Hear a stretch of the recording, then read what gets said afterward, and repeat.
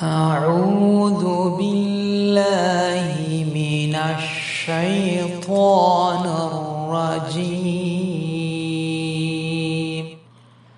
بسم الله الرحمن الرحيم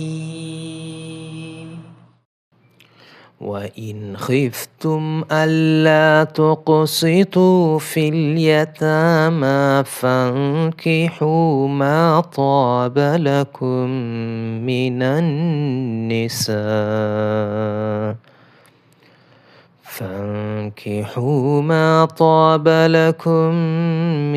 النساء مثنى وثلاث ورباع فإن خفتم ألا تعدلوا فواحدة أو ما ملكت أيمانكم ذلك أدنى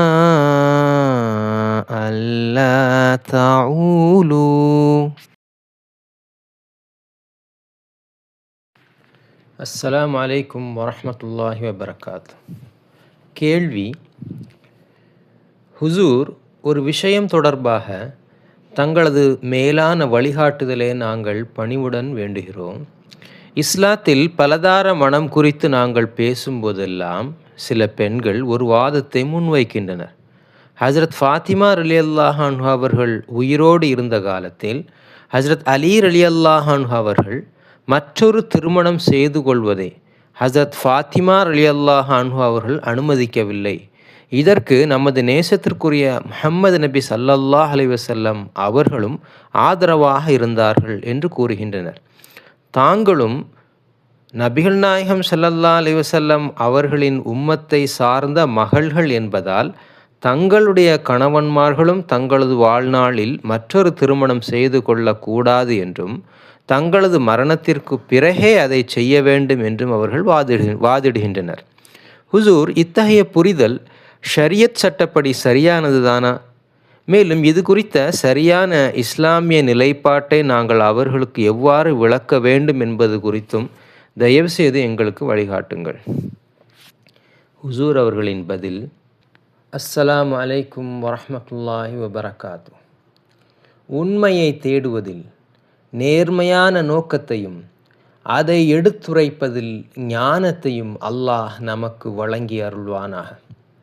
நீங்கள் எழுப்பியுள்ள இந்த விஷயம் குறித்து வெறும் உணர்ச்சிகளின் அடிப்படையில் அல்லாமல் திருக்குர்ஆன், சுன்னத் மற்றும் ஹதீஸின் ஒளியில் இதை புரிந்து கொள்வது மிகவும் அவசியமானதாகும். ஹஜ்ரத் ஃபாத்திமா ரலியல்லாஹு அன்ஹு அவர்கள் உயிருடன் இருந்த காலத்தில் ஹஜ்ரத் அலி ரலியல்லாஹு அன்ஹு அவர்கள் மற்றொரு பெண்ணை திருமணம் செய்ய நாடியது உண்மைதான்.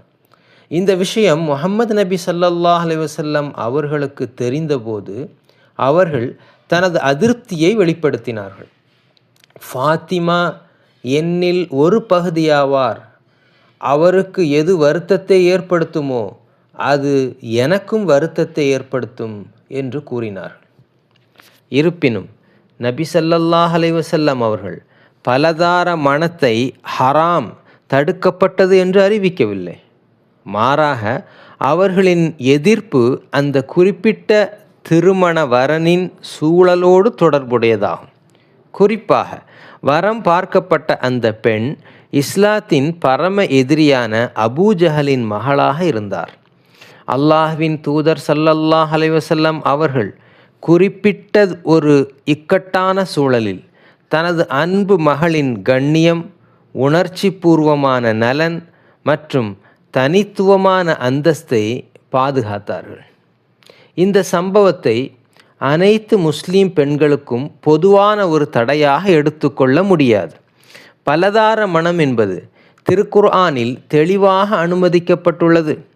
சூரா அன்-நிசாவில்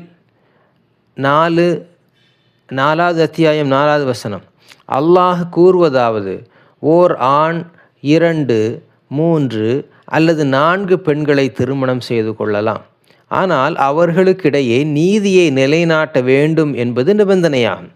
அல்லாஹ் ஒரு விஷயத்தை அனுமதித்திருக்கும் போது எந்த ஒரு தனிநபரும் அதனை பொதுப்படையான விதத்தில் தடை செய்ய முடியாது. ஹசரத் ஃபாத்திமா ரலியல்லாஹு அன்ஹு அவர்களின் மறைவுக்கு பிறகு ஹசரத் அலி ரலியல்லாஹு அன்ஹு அவர்கள் மற்ற பெண்களை திருமணம் செய்தார்கள் என்பது பலதார மணத்திற்கான அனுமதி அப்படியே நீடித்தது என்பதற்கும் அது ஒருபோதும் ரத்து செய்யப்படவில்லை என்பதற்கும் மேலதிக ஆதாரமாகும். தனது மகளின் மீது நபி ஸல்லல்லாஹு அலைஹி வஸல்லம் அவர்கள் கொண்டிருந்த அன்பு விதிவிலக்கானதாகவும் ஈடு இணையற்றதாகவும் இருந்தது. ஃபாத்திமா ரலியல்லாஹு அன்ஹா அவர்களின் தகுதி தனித்துவமானது. அன்னாரது நிலையை மற்றவர்களுடன் ஒப்பிட முடியாது. முஃமினான பெண்கள் அனைவரும் ஆன்மீக ரீதியில் நபிகள் நாயகம் ஸல்லல்லாஹு அலைஹி வஸல்லம் அவர்களது உம்மத்தின் புதல்விகள் என்பது உண்மையாக இருந்த போதிலும் குறிப்பிட்ட ஒரு வரலாற்று சூழலின் அடிப்படையில் அல்லாஹ்வின் தூதர் ஸல்லல்லாஹு அலைஹி வஸல்லம் அவர்களின் இரத்த வழி மகளுக்கு பொருந்திய ஒரு குறிப்பிட்ட சட்டத்தை இவர்கள் தங்களுக்கு பயன்படுத்த முடியாது. ஷரியத் சட்டங்களானது வஹி, இறை வெளிப்பாடு மற்றும் நிலைநாட்டப்பட்டுள்ள அனுமதிக்கப்பட்ட கோட்பாடுகளின் அடிப்படையில் ஆனவையே.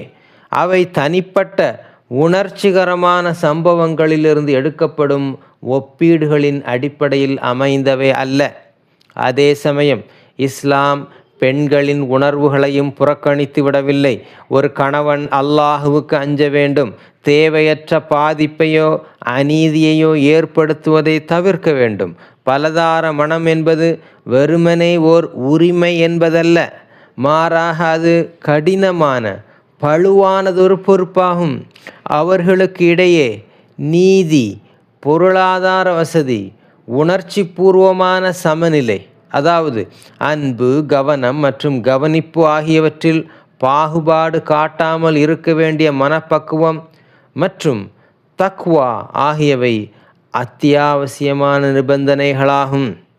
ஒரு பெண் தனது நிக்காஹ் ஒப்பந்தத்தின் போது சில நிபந்தனைகளை விதிக்க ஷரியத் அனுமதிக்கிறது. கணவன் அதற்கு ஒப்புக்கொண்டால் அவர் அந்த நிபந்தனைகளை மதிக்க வேண்டும். ஆயினும் இது மனைவி உயிருடன் இருக்கும்போது கணவன் மறுமணம் செய்வதை ஷரியத்தே தடுத்துள்ளது என்று கூறுவதிலிருந்து முற்றிலும் மாறுபட்டது. ஆகவே சரியான இஸ்லாமிய நிலைப்பாடு என்னவென்றால், பலதார மணம் என்பது ஷரியத்தில் அனுமதிக்கப்பட்ட ஒன்றே. ஆயினும் அது மிக கடுமையான நீதி மற்றும் பொறுப்புணர்வு ஆகிய நிபந்தனைகளுடன் பிணைக்கப்பட்டுள்ளது. ஹஜ்ரத் ஃபாத்திமா ரலியல்லாஹு அன்ஹா அவர்கள் குறித்த அந்த சம்பவம் ஒரு குறிப்பிட்ட சூழலுக்குரியது. அதனை அனைத்து முஸ்லிம் திருமணங்களுக்கும் பொதுவான ஒரு விதியாக மாற்ற முடியாது. இஸ்லாம் என்பது சமநிலை, நீதி மற்றும் கருணை கொண்ட ஒரு மார்க்கம் என்பதை வலியுறுத்தி நாம் மிகுந்த கண்ணியத்துடனும் ஞானத்துடனும் மென்மையான முறையிலும் எடுத்துரைக்க வேண்டும். அல்லாஹ் அவனது தீனை பற்றிய சரியான புரிதலை நமக்கு வழங்குவானாக. மேலும் நமது இல்லங்களை கருணையுடனும் நீதியுடனும் பாதுகாப்பானாக. இன்ஷா அல்லாஹ். ஆமீன் சும்மா ஆமீன். ஜஸாக்கல்லாஹ் ஹைர். வஸ்ஸலாம். அல்லாஹ் ஹாஃபிஸ்.